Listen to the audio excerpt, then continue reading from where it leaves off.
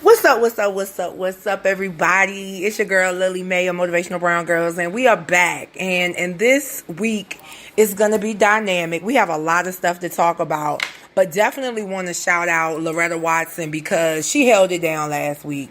She held it down, you know what I'm saying? She did it, and she let us know that she had our back. And we talked a lot about things that are going on in the world, but we talked a whole lot about being in business for yourself and what that means.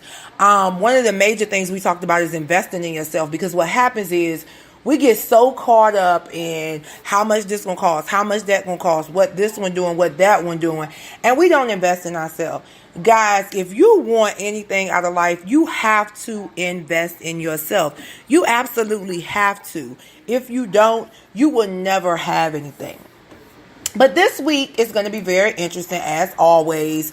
Amber J is in the building, and we even got Adam, the editor, in the building. So hopefully you will definitely enjoy this week's episode of Sipping Tea with MBG. And also, we hope that you get something from it.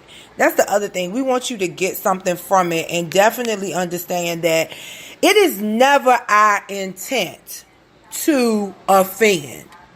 We are merely trying to provide you with information with hopes that you will take that information and use it to do something constructive. So if we say something, that offends you, please understand it's never our intent to offend, but we definitely need you to understand that there are some things that we have to do. We absolutely have to do as young adults living in the 21st century. And so remember, that's a part of our mission. We're talking about where it all began. That's a part of our mission, to first inform and then educate individuals to become agents of change within their respective communities. And the idea is that after we inform you and then provide you with the education, that you will be motivated and inspired to go above and beyond what we've given you and educate yourselves. Because at the end of the day,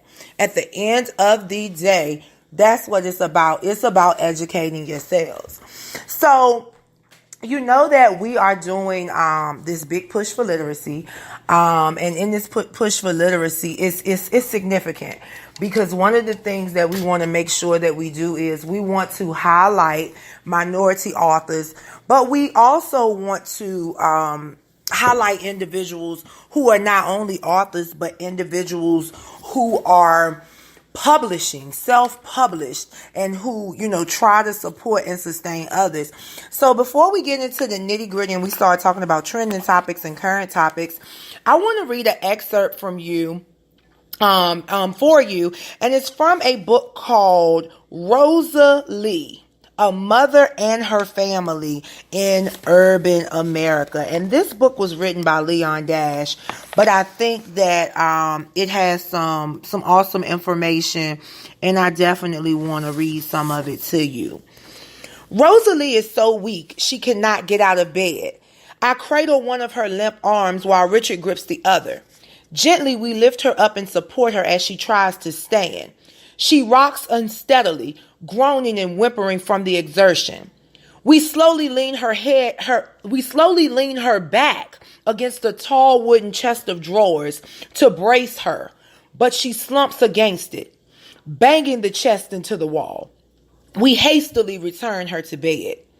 It is clear she needs immediate medical attention. She has been growing weaker and weaker since her release from Greater Southeast Community Hospital 8 days ago. Rosalie's youngest daughter comes into the bedroom to dress her while Richard and I step out into the living room. I tell Richard that I am taking Rosalie to the Howard University Hospital emergency room.